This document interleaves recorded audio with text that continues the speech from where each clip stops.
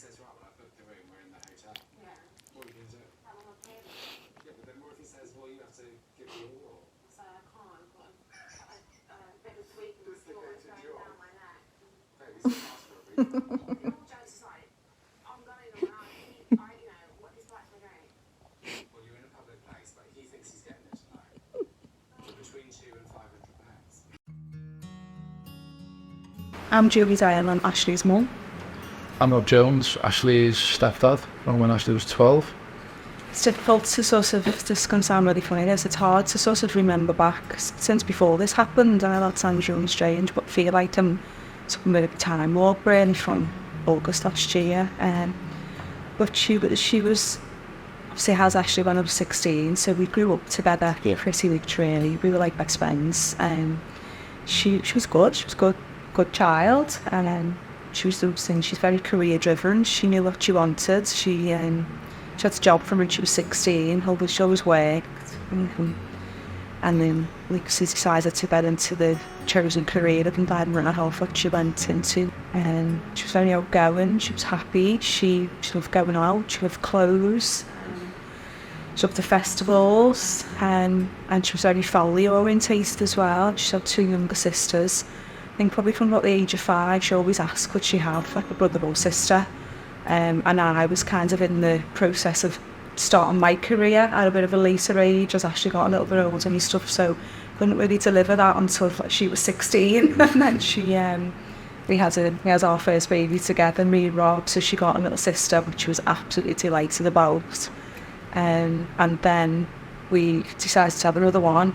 And she was a bit like, oh, I really wanted one. So I think she was a bit taken aback that she got 2 sisters in 4 years. But no, she loves her sisters. She really, really did. She spoiled them rotten.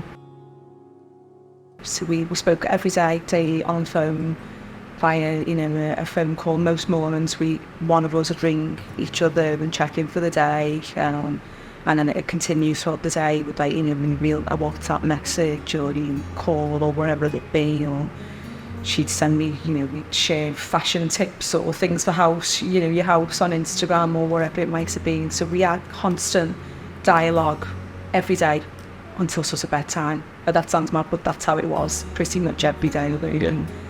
Or she'd pop over, I think she'd come for tea or she'd come for coffee and there might be. She liked using our garden for the summer because she never had a garden. They'd come in and she'd be sunbathing, just using your garden.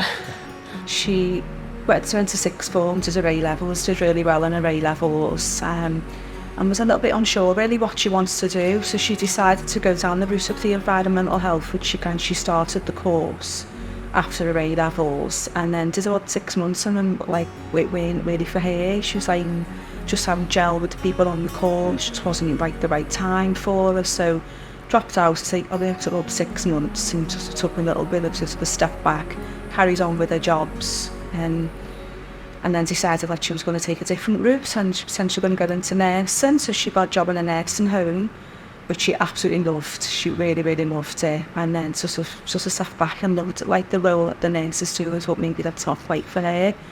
So it's I'm going to go back and do the environmental health. So she went back, started it again from the beginning, and then she got a degree in and ended really looking. So last year, it has been unbearable, and it really has. Never mind just having to deal with the fact that Ashley's not here anymore. She's passed away. That the whole, details and the whole how it happened and everything else being thrust into this public arena. Ashley's death being so public. Her funeral being broadcast on television and in the papers and stuff like that. It's been very hard. I describe it that I feel like I'm having an out-of-body experience. I'm living someone else's life, and I don't wish it ever will feel real. Obviously, I know that Ashley's not coming back again. I know that I'm never going to see her again. But in terms of how it's happened and stuff, I don't think I'm really going to be able to accept it. And it's never really make any sense to me as to how or why this has happened. I've been shocked by the defendant's behaviour, shall we say.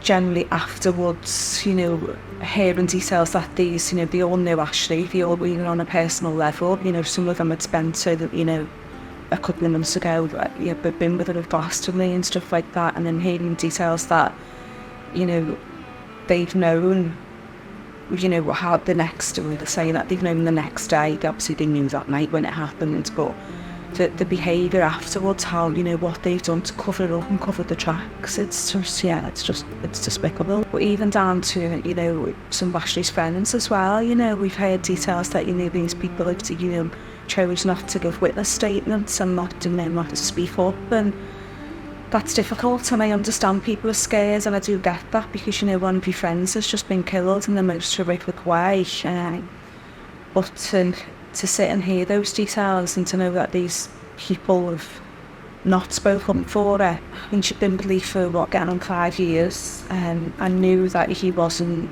he didn't have a conventional job, shall we say. We didn't have a 9-to-5 job. I'll be honest, I didn't know what he was up to. I truly don't know the whole truth of it, of what he was doing, and I'm not happy about it. Ashley was so career driven. She was weighed up to become Charles's environmental health officer. She was working to do portfolio. She got up every morning, she went to work every single day and had to for the whole time. They were linked together, and I used to tell her on a regular basis, I wasn't happy about being with someone like that. Someone, I mean by that, someone who didn't have the same hopes and dreams as what she did. But unfortunately, she just fell into the wrong place, and he didn't bother. We had no concerns at all that Ashley was at risk or he was in danger to Ashley. Our children would stay in Ashley's house a lot. She was quite homely, as well as she liked the festival. She was quite homely, so she'd eat and tea, have them over on a night. If we ever thought there was any issue like this, obviously we wouldn't have let the kids go there. She presented herself as being happy with and with previous boyfriends, and like a lot of the relationships get to an end, you could see the writings on the wall with others, and they ended. Ashley was presented as being quite happy with although what we've heard, the trial obviously is shocked us, the type of things, the world that Lee's been into, or the periphery of, associated with, however you want to phrase it. Ashley thought she could improve, thought she could turn him around, could get him a job, could get him a driving licence, could push his life in the right direction more than we ever knew how wrong the direction it was going in. Yeah. Ashley had always been very studious when we first met her. She was 12 years of age.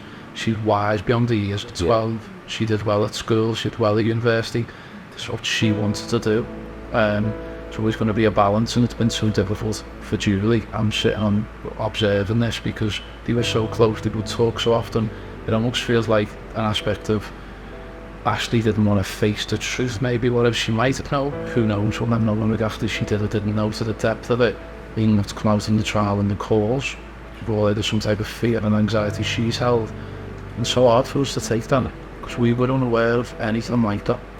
There's no way she would have been, I would have let her, carry on living in the house if I thought that, any danger. And I truly don't believe Ashley.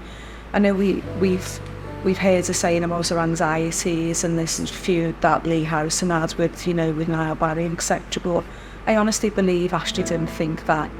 Who would think that something was going to come to this absolutely, it can't get any worse than this. It really, really can't. But no, she never relayed any of her fears whatsoever, which again is hard, because we did have such a good relationship. But she was 28 years of age, she was an adult. I couldn't live a life for her. Even though I told her I wasn't happy about her being with someone or being with Lee Harrison, she's obviously chose that path. I wouldn't say we've seen him on a regular basis. It was very, very few and far between. He very rarely come to our house. I'd see him every now and again if I'd pop into Ashley's, but again, he wasn't in a lot. He was out quite a bit, which was another big issue for Ashley, because she could go into bed and get him up for work and stuff in the morning, and he'd come in all hours and we'd go up and stuff like that. That was a big thing. But you made it known there, any type of story where Ashley'd say that Julie in the early days would be saying to her, well, you sure you're with the right person? You know, maybe check yourself, give yourself something to think about here. Yeah. And I can only think, when you're looking back, you're second guessing, aren't you? Yeah. Only thinking that with those type of conversations, it was Ashley's interest, probably not to say the full truth to me. Yeah. She could talk to me about anything, and often did. She knows she'd say too much, potentially, and I'm guessing that we would have been there more. Yeah. Or it's such a difficulty to balance all the time, because she's ferociously independent. She was educated. She was making all the right decisions, as we saw it from a professional point of view with her life. But you can't control someone's feelings. She's had feelings for someone whose feelings quite clearly haven't been the same for her, because his behaviour since this happened is bury his head in the sand. Yeah. Disassociate himself from it. His last words to me were, this has nothing to do with him. And he gave me 3 ridiculous scenarios of what it might have been, when all the time he's known exactly what it's over. He's refused to help. The lies, he might as well be in dock with the sickle, because he's no different from them. The Lord was telling lies and lies and lies, which, as the trial found them out, come to fruition. He'd been found out and been made to be shown as lies. Most horrific thing in the world ever you could do to another person. And that is the point where you hold your hand up and go, do you know what? I'll just have to say, enough's enough here, I'll tell the truth. And he carried on. Selfish nature of all of them. And he's the same. Yeah, we went to this to I felt like I had to visit him, because we'd had no contact whatsoever from him since his out. Nothing. Well, yeah. So yeah, I made this decision that I had to see him, had to go and see what he had to say. And he sat there and denied that he had any involvement. He couldn't think of any reason what it was to do with. Well, he'd give us 3 scenarios, one being a burglary gone wrong, some other ridiculous scenarios that became for somebody else who used to live in the property, and yeah, none of those reasons anything to do with him.